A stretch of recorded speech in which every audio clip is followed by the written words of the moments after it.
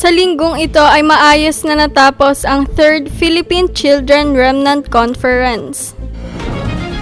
Nagkaroon rin ng 2nd POLMC 333 Remnant Summer School sa ating simbahan.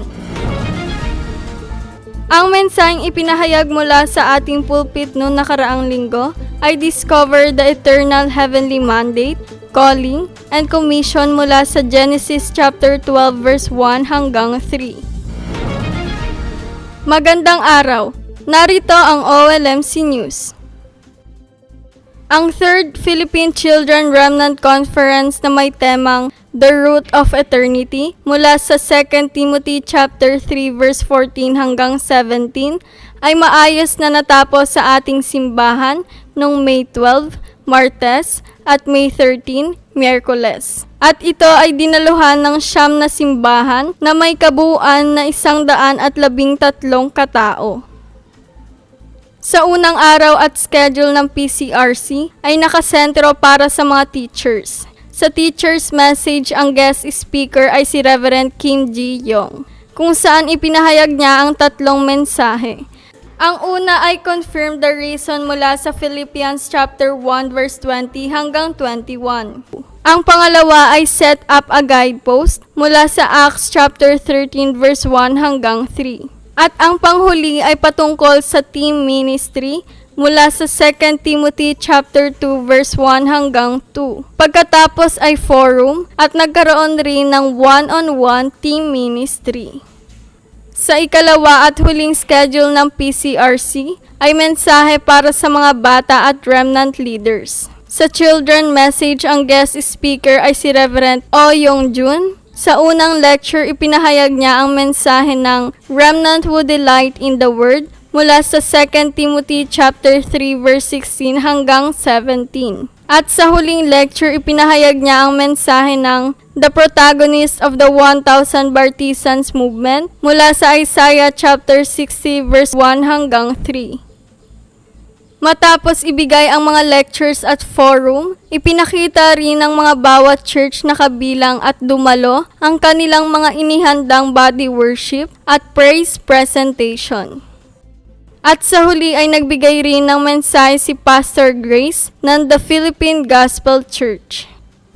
Sa pagtatapos ng PCRC, ay binigyan din ng Certificate of Appreciation sila Reverend Kim at Reverend O na guest speaker ng 3rd PCRC. Nawa, sa pamamagitan ng PCRC, ay maging main figure tayo na ang 7 Bartisan, ang Triune God na kumikilos na ating textbook, 7 journey na pinanghahawakan ang covenant na kasama ang Diyos na maging handbook, at 7 guideposts na mag-iiwan ng masterpiece para sa disciple, 237 at 5,000 tribes upang maging notebook. Matapos ang PCRC, nagkaroon rin ng 2nd PLMC 333 Remnant Summer School sa ating simbahan mula noong May 14 Webes at hanggang ngayong araw May 17.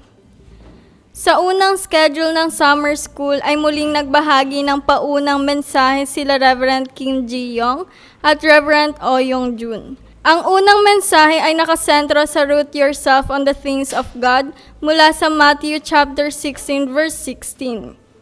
At pangalawa ay the remnant's decision mula sa Isaiah chapter 60 verse 1 hanggang 3.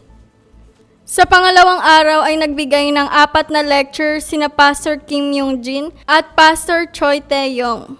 Sa unang lecture, ipinahayag ang mensahe na patungkol sa camp. Sumunod ang 7 Bartisan. At pangatlo ay ang 7 journey. At panghuling lecture ay 7 guideposts.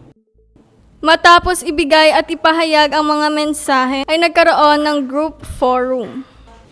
At sa gabi ay district message. Samantala, kada breakfast, lunch, at dinner ay nagkakaroon din ng oras ang mga remnants na mag-memorize at mag-recite ng Bible verses. Mayroon din silang oras para mag-devote na maglinis ng ating simbahan. Kahapon ng Sabado ay sama-sama rin umattend ang mga remnants ng core training.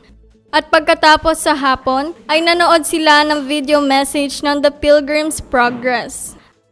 At kinagabihan ay worship para sa 70 disciples training. At pagkatapos ay ang festival, kung saan rin ipinakita ng bawat team ang kanilang mga inihandang presentation at iminemorize ang Bible verse ng Psalms chapter 23 verse 1 hanggang 6.